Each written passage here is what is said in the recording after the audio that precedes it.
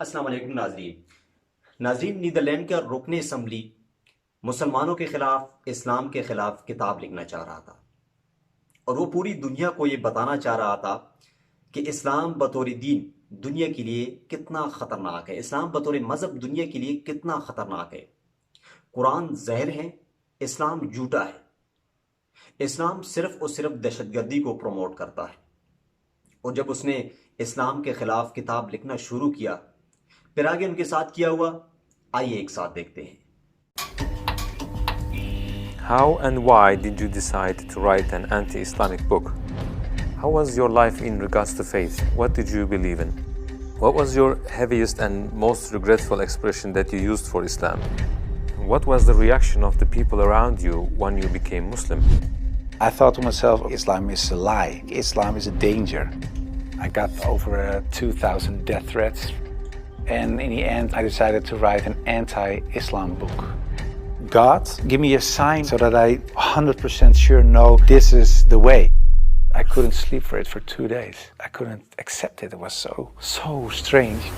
Assalamu alaikum, Brother Joram van Klaveren. Thank you for accepting our invitation, and we are happy to have you with us. I want to first ask you, who is Joram? Walaikum salam, Ahmed. Thank you very much for the invitation. It's a great honor for me to be here. Joram van Klaveren was born on January 23 in 1979 in Amsterdam, in a pretty regular family: father, mother, brother, another brother, younger, a sister, a cat. In Amsterdam, I was born and raised there. We're a practicing Protestant family. After I finished high school, I studied comparative religion. I was a teacher for a few years. There happened a lot of things in the Netherlands, especially in my life. Also, when I look at the bigger picture when it came to Islam, I became politically active for the Freedom Party. I became a member of parliament. And in the end, I decided to write an anti-Islam book, which started as an anti-Islam book, changed into this search for God, and it ended up me becoming a Muslim. How was your life in regards to faith? What did you believe in? Before I was a Muslim, I was a Protestant Christian from the Reformed Church. We read from the Bible, we all got biblical names, we were all baptized, we went to church, etc., etc. So we're pretty Christian in that way, in that sense. Of course, I believed that there is a creator, I believed in heaven, hell, I believed in angels, revelations, and of course what separates the Christians from the Muslims is that I believe that Jesus Christ was the Son of God. In a more philosophical way, I believed he was God himself, of course. I believed in the resurrection and crucifixion of Christ, of course. And I believed in the atonement. But because the Trinity is a very complex concept, whether you believe it or not, it's still very complex. Because if there is a God in the Bible, it says God is eternal. But if you are eternal and you die, you cannot be eternal, immortal at the same time. So that was something when I was a little older, 16, 17, I started questioning things like that. It's not very logical. I talked to many priests, preachers, even rabbis, and the answers I got weren't very satisfying. That made it for me kind of complex, and in the end I had some doubts about stuff like this, but I said, well, I set it aside and I thought, okay, I just believe it, and perhaps I'm not smart enough to get the whole picture. And I still believed in God. I still believed that Jesus was a very important person. I believed he was the Son of God, but how it exactly was, I left it for what it was.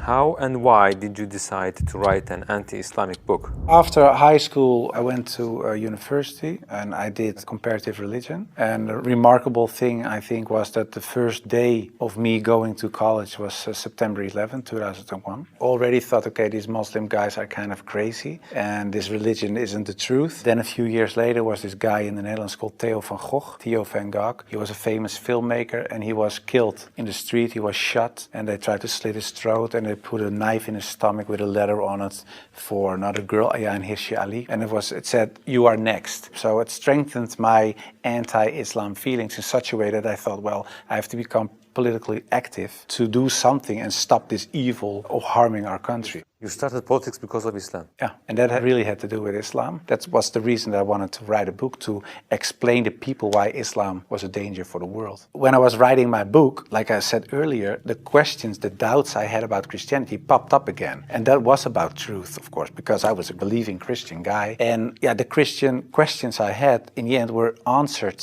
in an Islamic way. Because, of course, when I started writing the book, a lot of people think that it was a political book. But it wasn't so much a political book, it was a religious book, because I wanted to show people why Islam was a danger as a religion, and I wrote it from a Christian perspective. So in the beginning, I made a comparison between the Christian concept of God and the Islamic concept. So I started comparing it. But because I had these doubts about the Trinity, and I saw Tawheed, the oneness of God in Islam, I thought, yeah, it sounds a little bit more logical. And then I thought to myself, well, I reread the Bible to see, to refresh myself and see, okay, why isn't the concept of Islam, the Tawheed concept, isn't the Christian concept? But when I was reading the Old Testament and I saw what the Old Testament prophets said, it was one God, one God, one God. And then I thought, okay, I'll look only at the words of Jesus Christ in the New Testament. And then there's this story in the New Testament where a guy comes to Jesus and he asks him, what is the most important thing in life? How can I gain paradise? And he said there are two things. He says, hear, O Israel, here your God is one. Treat your neighbor as you want to be treated yourself. So I thought, well, even Jesus Christ says, hear, O Israel, your God is one. So I thought, well, this whole Muslim concept of God sounds more logical, and it's the same concept that I find in the Old and the New Testament. And I know Christianity as a religion teaches something else, but it isn't the concept of God that I find in the Bible. So after weeks and weeks of study, rereading all kinds of books, I thought to myself, okay, perhaps this oneness of God is something that is true. So that's how it started.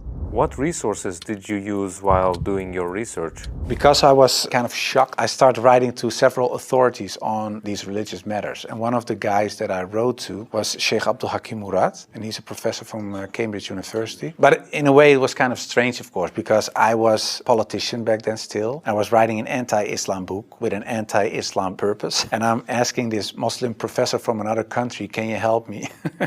So I told him, I'm writing a book. I have a lot of questions. So I was very plain why I thought, why is Islam promoting terrorism? Why is anti-woman? Why is anti-Christian? Anti-whatever. After, I think, 6 weeks, he sent me a very extensive email. And he started explaining, directly answered a lot of my questions. But he also told me, you have to read this article, read this book, read that book, ask this person. And so he was very extensive in his way of explaining. But in the end, after I read all these books and articles and made a comparison between prophets from the Old Testament with Muhammad, peace and blessings be upon him, I had no arguments anymore to say they are prophets and he is not. And I thought to myself, well, if I accept Moses on these grounds and I cannot accept the prophet, then there is something else. So I thought, why don't I think he is a prophet? And I thought, oh, perhaps because he had many wives. But then again, when you look at Solomon or you look at King David, Abraham, there are a lot of people in the Old Testament that had more wives. And when you look at even outside of the religious books, culturally in Europe, in Africa, Asia, everywhere, there were men with several wives for several reasons. So I thought to myself, well, that cannot be a reason either. So one by one, all these reasons fell. And in the end, I thought, well, I have to say all of them are not prophets. But I didn't believe that because I thought, well, the things they did, they said, the miracles that happened, etc., they were confirmed in what they said and what they did. So they are. And then I said, well, then I have to accept that Prophet Muhammad perhaps is a prophet too. So I was doubting it. So first I thought, well, it's the most evil person I know because of the history. Then I said, well, perhaps it's not that evil, but he's not a prophet. And in the end I started doubting, perhaps he is a prophet. Yeah, that took, of course, me reading a lot of books again. And the one thing that I think was very wise of Abdul Hakim Murad to say was, he said, well, the books you read about with the anti-Islam arguments are written by non-Muslims. He said, if you want to know more about Christianity, you don't read books from atheists. You start reading the books from the Christians. Why do they believe this? What are the arguments? So that you have to do the same with Islam. So start reading Islamic books from Islamic teachers, from Islamic scholars, etc. And then you can see, if you compare the books on the same topic of people who are Muslim and wrote those books and non-Muslim, you can see where they took the wrong turn, where they translated words in the wrong way, sometimes perhaps even not on purpose, but just because they didn't know, where things are added, where things left out of it. So, and in the end, you see there's this other religion almost created because of all these things. And that's what I did. And that's what I also did with the life of the Prophet, because I read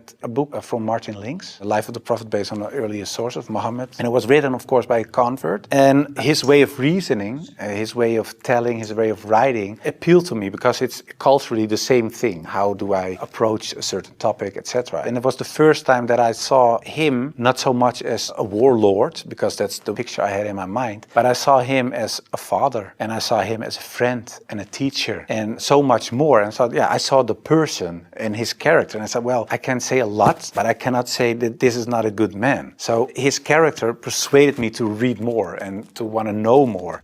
What surprised you the most while doing your research? The story about Hind, there was something that, like a switch, like I had to change. And that was because I thought Hind was the wife of one of the enemies, Abu Sufyan. And in a way, they gave money to kill Hamza, the favorite uncle of the Prophet. And that was what happened on the battlefield. He got killed. They even paraded with his ears and cut off his nose and horrible stuff. So the Prophet was deeply sad, of course, of what happened. And years later, he became powerful. He came in power in Mecca. And then there was Hind. And I was reading this book and I thought, okay, now she gets crucified or her head gets cut off or something like that. But he said, well, I cannot look at her right now, but everybody is forgiven. And if you want to stay here and live among the Muslims, it's possible. If you don't want that, you can go. But bloodshedding is over now. And I thought to myself that she was forgiven. If you can forgive someone who kills a relative, especially a favorite uncle of you, even starts parading with parts of his body to show other people that she humiliates you and whatever you stand for, that means you have such a great character. It's very special. It's something you don't see. And that's what he did. So I thought to myself, well, it was a really special guy. And when I thought that, I thought, well, I have these arguments for him being a prophet. I see his character. I see the way he treated other people. I see how he treated his enemies. I think he is a prophet. But then I thought to myself, whoa, that's horrible. Because I already accepted this oneness of God. And now I say he is a prophet. If I say there is only one God and Muhammad is his prophet, that's almost shahada. So I thought to myself, okay, let's close the books. Stop. This is going in the wrong direction. And of course, I wasn't that anti-Islam anymore because of what I read, what I saw, and what I experienced. What I tell you now, it sounds a little like a fairy tale, but it really happened. In the end, there were all these books at the table. And when I had this feeling of, okay, this is shahada in a way, I thought, well, I put all the books away and I put the books on the highest shelf. But there were so many books that a lot of books fell off the shelf. And one of the books that fell off the shelf was the Quran. And when I picked it up, my hand was on a page with Surah 22, Ayat 46. And it says, it's not the eyes that are blind, but the hearts. And I thought to myself, that really is my problem, because it wasn't the eyes. I really could see what I written down myself. Nobody forced me to write this book. Nobody said you have to write this or that. I started writing myself and I could see it with my own eyes, but I still couldn't accept the fact that I said he is a prophet, there is this one God. I just couldn't. So it wasn't my eyes that were blind, but it was really my heart. I couldn't accept it. I think my nafs or whatever, my ego, I couldn't accept it. And I said, well, God, I don't care if it's the God from the Bible or the Quran, give me a sign or something so that I 100% sure know this is the way. And I went to bed, but when I woke up, I felt very secure in myself. I really felt very secure. I've never been more secure about anything else. The whole anxiety or the whole doubting issue disappeared like snow for the sun. And I thought to myself, well, I think I'm a Muslim. Well, and then of course I had to tell other people. What was the reaction of the people around you when you became Muslim? Most of them were very negative, of course. For a lot of people, especially some uncles and aunts, it was kind of a shock. They heard it when it was on the news. I told my mother, and my mother started crying. And my wife was pretty open. Yeah, she was very cool about it. She said, well, if Islam is what you really believe and that's in your heart, who am I? And yeah, some people from my old work were really aggressive. I got over 2,000 death threats from people who used to support me, of course. People who voted for me. People said the most horrible things. We will rape your wife, shoot you, where your children go to school, stuff like that. And most of them, of course, is nonsense because they're crazy people writing things on their computer. So it was kind of a hectic time. And I had to tell my work, of course, and it was this Christian organization. So to say that the leader of the pack, he said, I can't believe it. And he said, well, I noticed this change when you talked about certain topics on radio. You were kind of a little more mild, not so harsh anymore, but you becoming a Muslim. And after I said, yeah, I became Muslim. He said, I couldn't sleep for it for 2 days. I couldn't accept it. It was so strange. But the hardest part for me was telling my grandfather, because my grandfather was dying and he was 93, 94 years old and he was on his deathbed at home. I had to tell him, and my mother told me, yeah, you have to tell your grandfather. It was her father. So I said, well, then you have to come with me. It's got like a shield. And I just said, well, grandfather, I became a Muslim. And then he closed his eyes. And I thought he stopped breathing because, yeah, he was so old. And he really stopped breathing for a while. And then he started breathing again. And he looked at me and he said, well, at least you didn't become a Catholic. So it was very funny. The last thing, and my old boss from the radio, he said, well, how do we know that you're not becoming Hindu one day or something else? And I told him, well, I never chose a religion. One time, and it was when I became a Muslim. Before that, I didn't choose my religion. I was born in a Christian family. I was raised in a Christian way. And I'm very grateful for all the good things that it brought me. But it was not my decision. And the only time I made a decision was me becoming a Muslim. And it was the most, like I said, I think the most important decision I made. And it was the most rational decision I made. I never took years and years to decide one thing, only becoming a Muslim. How did you feel when you made your first salah? It's, of course, a beautiful moment, but very strange as well. Because as a Christian, you're not used to pray like that. You pray with your hands together and perhaps on your knees in front of your bed or something. But I think it's very beautiful that you really prostrate. So you really bow down in the deepest way for your Lord. So that's a very humbling, beautiful thing, I think. And that, yeah, it made me feel very happy. What were the 3 biggest challenges you faced when you converted to Islam? Well, becoming a Muslim, of course, was a big challenge because I had to tell the world and family, and that was a big challenge. The part of thinking that it would be very hard to become a Muslim because, especially as a Protestant Christian, there aren't so many things you have to do in a religious sense. As a Muslim, in terms of practice, so it is required to pray 5 times a day. It's required to eat in a certain way. It is required to think in a certain way. You have to be the best in a way every moment because of your relation with your Creator and because of the fact that you have to pray 5 times a day. It's a constant reminder in a way of the Creator. So that makes you much more aware of the fact that you have a Lord than as a Christian. That's how I experienced it. And I thought to myself, whoa, 5 times a day praying, I cannot do this, I cannot do that, I have to do. So that made it hard in the head. But after I became Muslim, it wasn't hard at all. Are you raising your kids as Muslims? Well, you try, of course. I don't know, when you're really raised as a Muslim, I think it's a very difficult job, especially in these times. Of course, when I married, I wasn't a Muslim. You promise in a way that you raise your children as Christians. So after I became Muslim, I'm not raising my children as Christians, of course. If the kids have questions about Christianity, they ask my wife, they get Christian answers. And if they come to me, they get Islamic answers. But most of the time, they ask your father. And my wife cooks halal for everybody, so that's very sweet. She says, well, I'm not going to cook 5 meals, so everybody eats the same. You want halal, everybody eats halal. So in a way, it's like an organic process. What was your heaviest and most regretful expression that you used for Islam? I think Islam is a lie, because that's something I used to say. Islam is a lie, the Quran is poison. But when I said Islam is a lie, that's the whole religion and everything that comes with it. So that's like the highest level of jahiliyyah in a way. Yeah, that's something I regret because it was like an umbrella and everything else was under this concept of Islam is a lie because that was the core thought. And of course, I do blame myself, and I know there are a lot of people out there not practicing Muslims that do so. And in a way, I understand it because in a political sense and in a social, cultural sense, everything I said and done is still there. I sometimes even hear arguments from people in my old party that I offended in a way. Yeah, that's something that bothers me, and that's one of the reasons that we founded an organization. It's called the IXC, Islamic Experience Center, and we go to schools, primary school, high school, college, universities, but also to departments of the government, other social organizations, churches, to take away misconceptions about Islam, to share the message, to show Islam in its true colors. And we do it by virtual reality with the glasses, so it's a very fun experience as well. And we try to erase in a way the things I said and done in the past.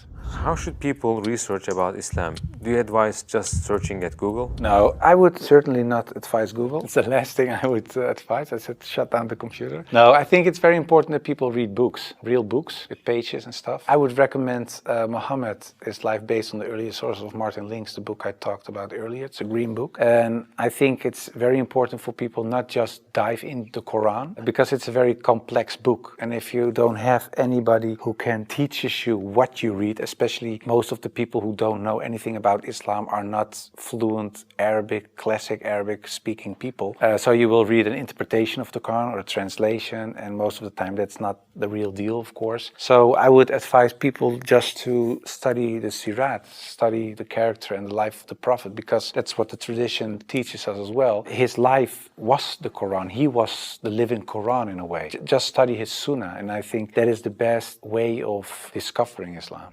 What would you like to say as your final comments? I became much more happy after I became Muslim. So I would like to invite everybody to become Muslim, just because it brings peace to your soul and peace to your heart. It is the truth. It resonates with heart and soul. At least look at it from an Islamic perspective. Try to read and study the life of the Prophet. Try to understand what the Muslims believe. Not so much the behavior of Muslims, because there are a lot of Muslims that don't live like Muslims, including myself. I don't always live like a Muslim. I should, we all do, but you should look at the example of all examples, and it was the Prophet. And if you study his life, perhaps you find guidance that leads you to the truth.